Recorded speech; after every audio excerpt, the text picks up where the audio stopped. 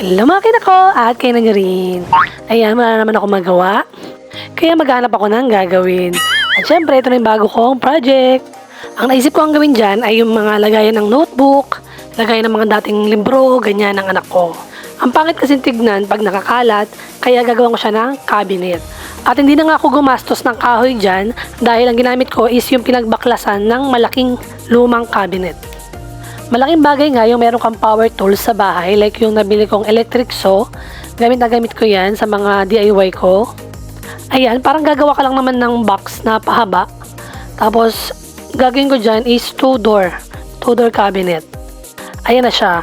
Tapos, kinabitan ko siya ng foot stand or parang mga furniture stand.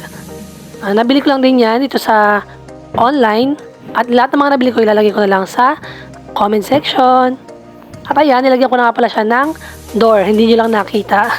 Kasi ayan, nilagyan ko siya ng magnet. Para syempre dumikit siya, hindi siya bukas-bukas. At ayan, naisipan kong pinturahan. Ay yung mga tira kong pintura dito sa bahay. So, hindi na rin ako gumastos dyan. Hindi ko alam ba't ko siya pininturahan. Kasi babulutan ko rin naman siya. Ayan naman yung mga vinyl tiles na tira ko sa mga DIY ko. Nilagay ko siya dyan sa ibabaw kasi nga para hindi siya madaling masira or ma-scratch. And ayan, sinisimulan ko na ng balutan lahat. Gilid. Yung likod hindi ko na binalutan. Yung gilid lang. And gumamit ako ng heat gun para lapat na lapat yung wallpaper. Hindi siya madaling matuklap. Dikit-dikit siya. So, ang pinaka-ginastos ko lang dyan is yung bisagra, yung foot stand, yung wallpaper na mukhang ratan, na ipandidesign ko dyan sa gitna, at 3 pirasong vinyl tiles. Kasi nilagyan ko rin yung loob para hindi madaling masira. Kasi pag wallpaper lang nilagay ko sa sapin, may scratch agad yun.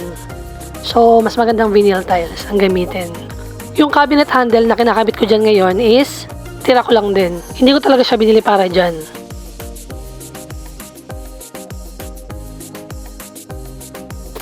At ito na nga siya. O, diba? Hindi mo akalaing ako lang gumawa niyan. Tugot pawis ko ang paggawa dyan. At ayun na nga, nilagay ko na yung mga gamit ng anak ko para hindi nakakalat dito sa kwarto. So, mas maliwalas ang tingnan dito sa kwarto. O, diba? Kung kaya nating isipin, kaya nating gawin. Art Angel yarn. Ayun lang, for more DIY and sulit buying tips, just follow my page. Bye!